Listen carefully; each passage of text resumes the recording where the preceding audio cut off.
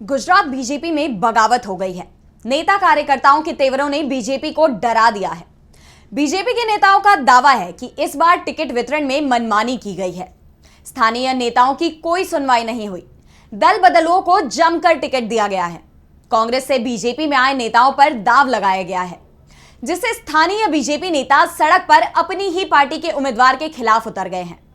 तो दूसरी तरफ कांग्रेस ने कई सीटों पर अच्छे और स्थानीय कैंडिडेट देकर बीजेपी की परेशानी को और बढ़ा दिया है।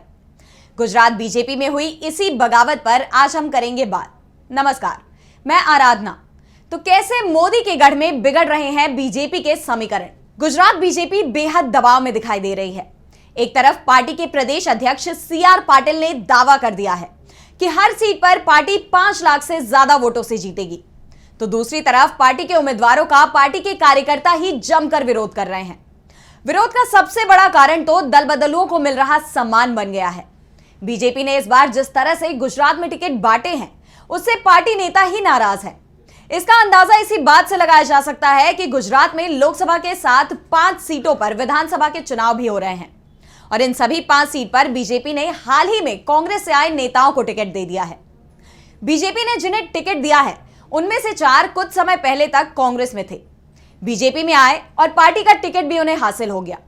ऐसे में बीजेपी के स्थानीय संगठन के सामने अजीबोगरीब स्थिति है कि वे कैसे कांग्रेस से आए लोगों के लिए वोट मांगे। कहीं पर विरोध साफ तौर पर दिखाई दे रहा है, कहीं विरोध अंदरूनी है। ऐसे में कई सीटों पर अभी तक बीजेपी नेता पार्टी के प्रचार में सक्रिय नहीं दिखाई दे रहे, और कई जगह तो खुला विरोध ही दिखाई दे रहा है। विरोध सिर्फ विधानसभा उपचुनाव लड़ रहे उम्मीदवारों का ही नहीं हो रहा, बल्कि लोकसभा चुनाव मैदान में उतरे उम्मीदवारों का भी हो रहा है। स्थानीय लोगों को तो यहां तक कहना है कि अगर बीजेपी ये सोचती है कि मोदी के नाम पर किसी को भी लड़ाएंगे और जिता लेंगे, तो इस बार बीजेपी को सच्चाई भी पता चल जाएगी। नाराजगी बीजेपी कार्यकर्ताओं के साथ ही संगठन के पदाधिकारियों में भी दिखाई दे रही है। विरोध से बीजेपी के बड़े चेहरे भी प्रभावित हो रहे हैं। राजकोट से लड़ रहे पुरुषोत्तम रूपाल के खिलाफ एक बड़े वर्ग ने बगावत कर दी है, तो पोरबंदर में पैराशूट एंट्री से मनसुख मंडविया मुश्किल में दिखाई दे रहे हैं।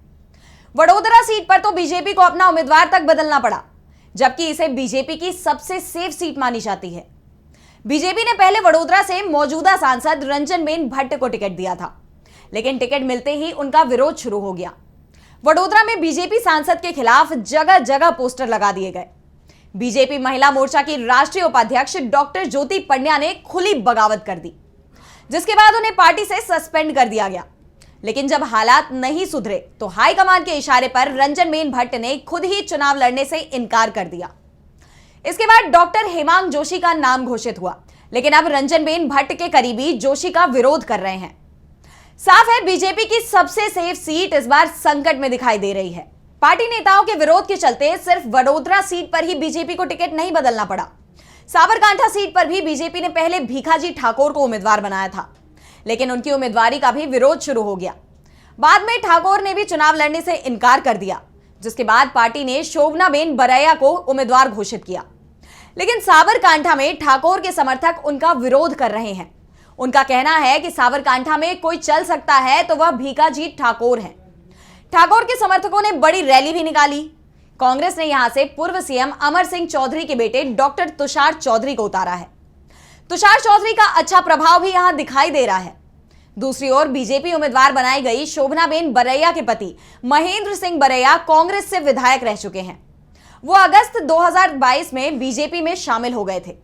ऐसे में पूर्व कांग्रेस नेता की पत्नी को लोकसभा का टिकट देने पर बीजेपी के स्थानीय नेता विरोध कर रहे हैं। बीजेपी टिकट बदलने के बाद भी मुसीबत में दिखाई दे रही है। तो जहां विरोध के बावजूद टिकट नहीं बदला गया है, वहां भी हालात बहुत अच्छे नहीं दिखाई दे रहे। ST reserve Valsad Lok Sabha seat से बीजेपी ने 38 साल के धवल पटेल को उम्मीदवार बनाया है। वह बीजेपी अनुसूचित जनजाति मोर्चा के राष्ट्रीय सोशल मीडिया इंचार्ज है, लेकिन धवल पटेल को पार्टी में जबरदस्त विरोध का सामना करना पड़ रहा है। बीजेपी नेताओं का ही कहना है कि धवल पटेल नवसारी के रहने वाले हैं।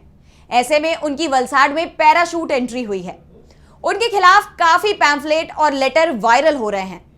वायरल हो रहे पत्रों के बाद चर्चा है कि स्थानीय संगठन के नेता उनकी उम्मीदवारी से खुश नहीं हैं।